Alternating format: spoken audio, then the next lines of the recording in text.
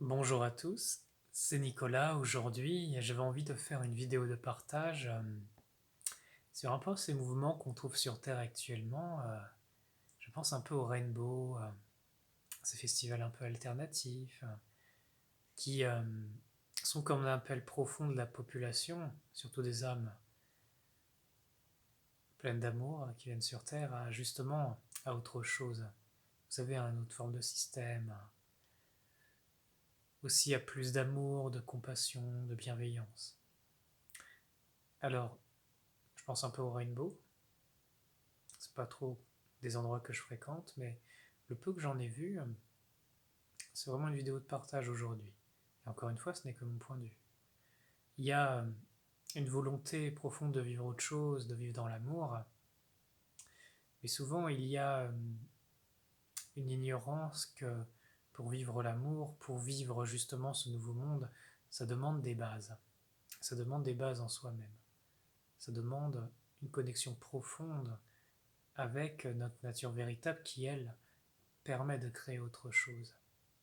Souvent, on peut voir cette illusion de ah, j'ai envie de vivre autre chose, ça y est, il y a le contexte pour vivre autre chose, et finalement, dans un contexte où on, on serait censé vivre vraiment l'amour, et on y voit aussi tout l'inverse.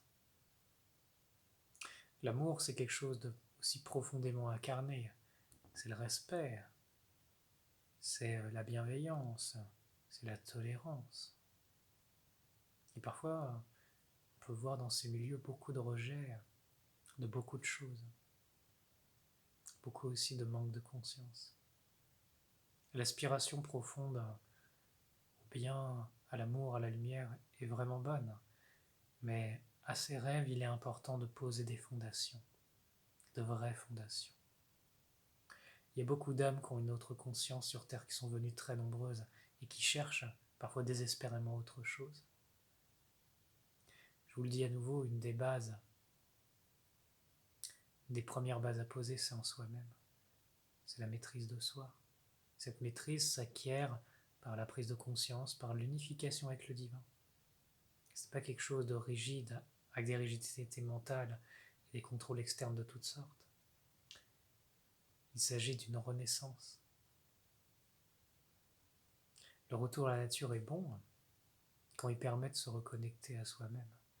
Mais l'avenir de ce monde n'est pas de retourner vivre au Moyen-Âge dans la forêt. L'avenir de ce monde, c'est s'unifier, c'est bâtir les bases d'une société qui prendra soin de sa population, qui sera éclairée, qui aura conscience et qui œuvrera dans des optiques divines. Vous savez, la vision que j'ai du nouveau monde, c'est vraiment mettre l'abondance matérielle dont on bénéficie au service de tous et dans un but d'évolution.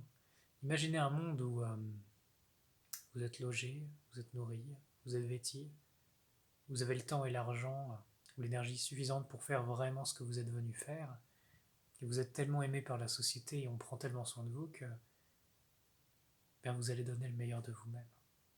Et vous allez donner votre participation parce que le cadre de la société permet de donner cette participation et permet à chacun d'exprimer le meilleur. C'est utopiste ce que je vous raconte.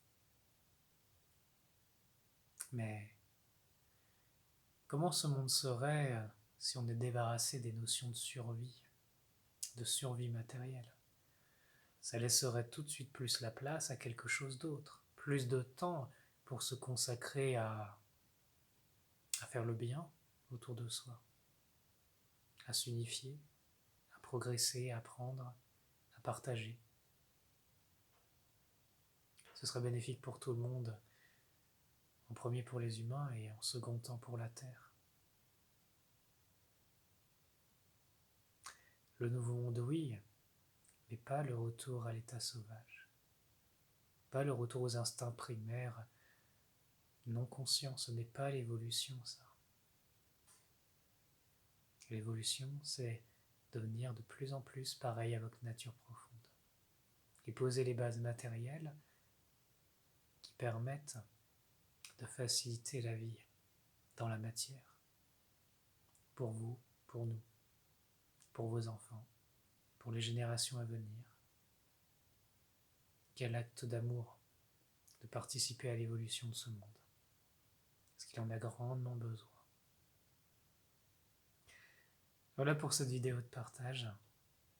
Que la lumière soit avec vous.